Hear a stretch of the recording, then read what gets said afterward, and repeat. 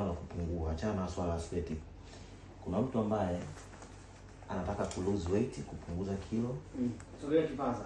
Kuna mtu ambaye anataka ku lose weight. Kuna mtu ambaye anataka kuongeza kilo. Kuna mtu ambaye anataka ku maintain physical yake. Yaani mimi kilo zangu ziko sawa ila nataka nifanyaje? Ni maintain. Kwa hiyo gym yetu tuna professional. Kuna Kimangare fitness coach ambaye ni professional. Kuna bro hapa ambaye niko naye ni professional. Kuna Michael pia ni professional. Kwa hiyo anapokuja mteja, kabla kwanza ya kumfanyisha mazoezi, kwanza tunatakiwa tupate attendance yake kwanza ya daktari kabla ya kumfanyisha mazoezi. Tujue kuwa ana changamoto gani kabla ya kumfanyisha mazoezi.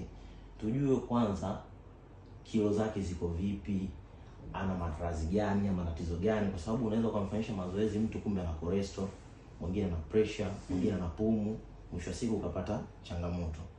Kwa hiyo tunapojua kuwa matatizo ya mtu ndio tunaanza kwanza kumuuliza unataka nini? Malengo yako ni kitu gani? Anapotuambia malengo yake, labda mimi nataka ku lose weight, na sisi tutamwambia kwanza, kabla ya ku lose weight, sisi tunataka kwanza ufanye hichi na hichi ili uweze ku lose weight. Kwa kipindi namfundisha mteja wangu, nishamwambia kuwa mimi ninachotaka mimi kukifanya wewe ni kupunguza lishe fulani, chakula fulani. Kama itatokea hajafikia malengo yake, basi mimi sitakuwa na changamoto. Changamoto atakuwa nayo yeye. Na kama itatokea mimi nishakukataa wateja ambao mtu anakuambia, mimi kwa nataka kupungua lakini bro, siwezi kupunguza kwa chakula labda mafuta, vyakula vya mafuta labda tuzungumzie viazi, chipsi. Siwezi kwa chakula ugali au wali kupunguza. Basi mimi namwambia mteja, basi mimi siwezi brother kufikisha katika malengo yako. Kwa hiyo ukikubali mimi ninachotaka ufanye, ndio utaweza kufika kwenye malengo yako. Kwa hiyo kabla hata kumfundisha mtu bro, lazima umwambie kitu anachotaka kukifikia kina changamoto fulani, na lazima akubali kufanya kitu fulani ili afikie malengo. Sisi ni watu ambao hatutaki hela bro. Mimi ni mtu ambaye na bro tunataka mtu afikie malengo yake kwanza. Kwa sababu naamini unapofikia malengo yako ni rahisi kwenda kwa mtu kumwambia kuwa mimi nimekuwa hivi, nimeenda gym fulani, ndio maana nikawa niko hivi. Ndio maana nikakwambia sisi tumesoma bro.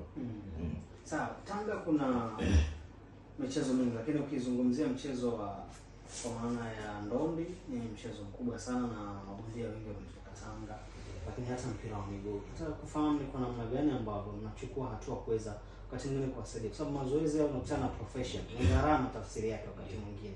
Lakini wapo ambao wana talent, lakini sasa gharama kuzimaintain hizo kidogo inakuwa ni changamoto. Namna gani ambapo mnawazingatia kwamba rate yetu ni hii, lakini sisi tunakuzingatia hivi angalau uweze kusupport bro? Sikufichi. Mimi nimefundisha wachezaji wengi sana. Kuna timu inaitwa Tanga United. Yes. Kuna kocha mmoja anaitwa Mdoa. Timu nyingi sana nimefundisha. Na watoto wengi sana mimi ni mtu wa kuwasaidia sana. Wanapokuja pale 255 mtu anakuambia bwana gharama hii ni kubwa brother.